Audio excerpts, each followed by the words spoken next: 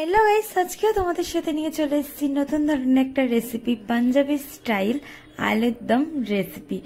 আর এই পাঞ্জাবি স্টাইল আলুর দম কিন্তু জাস্ট দারুণ হয়। আমি বলছি না, তোমরা আমার টিপসগুলো ফলো করো আর নিজেরাও বাড়িতে বানিয়ে দেখো, তাহলেই বুঝতে পারবে এটা কতটা টেস্টি খেতে হয়। আর রেসিপিটা দেখানোর আগে আমি ফার্স্টেই দেখিয়ে দিচ্ছি এর কালারটা কতটা সুন্দর। আর দেখতে যতটা সুন্দর, খেতে কিন্তু তার চেয়েও বেশি সুন্দর হয়। আর আমি আলুটাও ভেঙে তোমাদের দেখিয়ে দিচ্ছি এটা কতটা সফট আর নরম হয়েছিল।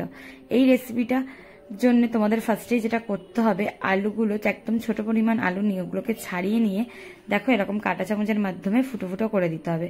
এখানে আমরা আলু নিয়ে নিয়েছি, আর এখানে ধনেপাতা, কাঁচা লঙ্কা কুচি, পেঁয়াজ ছোট ছোট করে কুচি, টক দই আর টমেটোটা গ্রেট করে নিয়েছিলাম।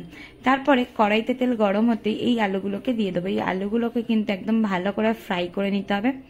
যখন দেখবে এরকম একদম ব্রাউন ব্রাউন কালারের ফ্রাইটা হয়ে গেছে, তখন কিন্তু এই আলুগুলোকে আলাদা একটা জায়গায় তোমরা তুলে নেবে। দেখো ঠিক এই পর্যায়ে যখন ভাজা হয়ে যাবে তখনই কিন্তু আলুগুলোকে তুলতে হবে। তারপরে কড়াইতে তেলের ওপর আমরা দিয়ে দেবো তেজপাতা, শুকনো লঙ্কা ফোড়ন, গোটা গোলমরিচ, গোটা গরম মশলার ফোড়ন দিয়ে দেবো, আর গোটা জিরে। আর এইটা দেওয়ার ফলে কিন্তু তেলের ওপর এর ফ্লেভারটা তরকারির খুব সুন্দর আসে। আর গন্ধটা গন্ধ বলো, ফ্লেভার, টেস্ট, এগুলোর জন্য কিন্তু বেশি পরিমাণ বেড়ে যায়। তারপরে ছোট্ট ছোট্ট করে কেটে রাখা পেঁয়াজ দিয়ে দেবো। এখানে অবশ্যই ছোট ছোট করে পেঁয়াজগুলো কেটে রাখবেন, তাহলে কিন্তু ভাজতে আমাদের খুব তাড়াতাড়ি হবে, কারণ এটা একটু বেশি পরিমাণ ভাজতে হয়। দেখো একটু ব্রাউন ব্রাউন কালার হয়ে গেলে এখানে আমরা কাঁচা লঙ্কাটা অ্যাড করে দেবো। দেওয়ার পর আরও একটু ভালো করে নেড়ে ছেড়ে আমরা ভালো করে ভেজে নেবো, যাতে এটা পরে গলতে কোনো রকম না অসুবিধা হয়, যাতে পরে একদম গলে যায়। তার জন্য পেঁয়াজটাকে একদম ভালোভাবে ব্রাউন কালারে ভেজে নিতে হবে। তারপরে এখানে আমরা 2 চামচ মতো রসুন পেস্ট, আদার পেস্ট দিয়ে দিয়েছিলাম। ভালো করে নেড়ে চেড়ে এটাকে কিন্তু কষিয়ে নিতে হবে। আর মশলাটা যতটা কষবে ততটাই কিন্তু রান্নার টেস্টটা আসে, সেটা তো সবাই জানো। তারপরে এখানে পরিমাণ মতো আমরা লবণ দিয়ে দিয়েছিলাম। লবণটা দেওয়ার পর এখানে আমাদের যে টমেটোমের পেস্টটা ছিল সেটা আমরা ইউজ করেছি। এই টমেটোমের পেস্টটা দিয়ে দেখো কিছুক্ষণ নাড়াচাড়ার পর একদম ভালোভাবে তেল ছেড়ে গেছে, তখন আমি সমস্ত ধরনের মশলা অ্যাড করছি। যেরকম আমরা অ্যাড করবো এখানে হলুদ গুঁড়ো, পরিমাণ মতো চিনি, ধনে জিরের গুঁড়ো আর কাশ্মীরি লঙ্কার গুঁড়ো দিয়ে দিয়েছি। আর এখানে ঝালের জন্য আমরা নর্মাল লঙ্কার গুঁড়ো দিয়েছিলাম অল্প পরিমাণ, যেহেতু কাঁচা লঙ্কা দিয়েছি বেশি পরিমাণ আর লঙ্কার গুঁড়ো লাগেনি, অল্প লেগেছে। তারপরে দেখো কতটা মশলা দিয়ে তেল ছেড়ে দিয়েছে। তেলটা ভালোভাবে ছাড়ার পর এখানে আমরা একটা টক দইটাকে ফেটিয়ে রেখেছিলাম, ফেটানো টক দইটাকে আমরা এখানে ইউজ করেছি। আর একটু ভালো করে মশলাটাকে টক দইটা দেওয়ার পর কষিয়ে নিতে হবে। তারপরে দেখবে আরো ভালোভাবে তেলটা ছেড়ে দিয়েছে।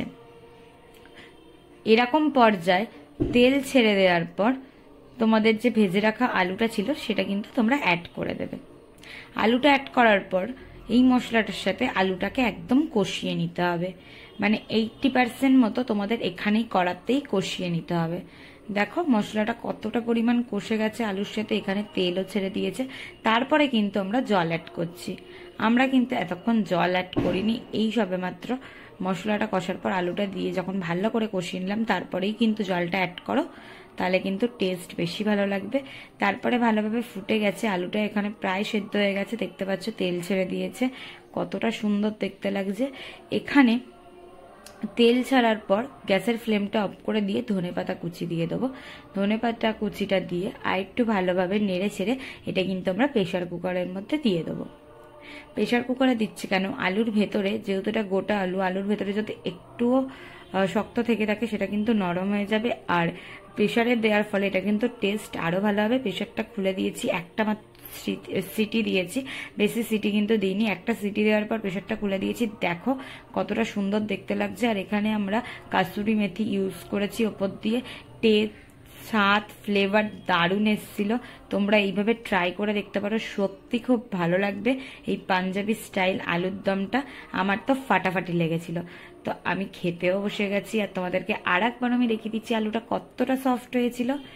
তো তোমরা অবশ্যই কমেন্ট করে জানিও পুরো রেসিপিটা কেমন লাগছে, আর অবশ্যই ট্রাই করে রেজাল্ট কেমন আসলো অবশ্যই আমাকে কমেন্টে জানিও। টাটা বাই বাই, দেখা হচ্ছে নেক্সট ভিডিও।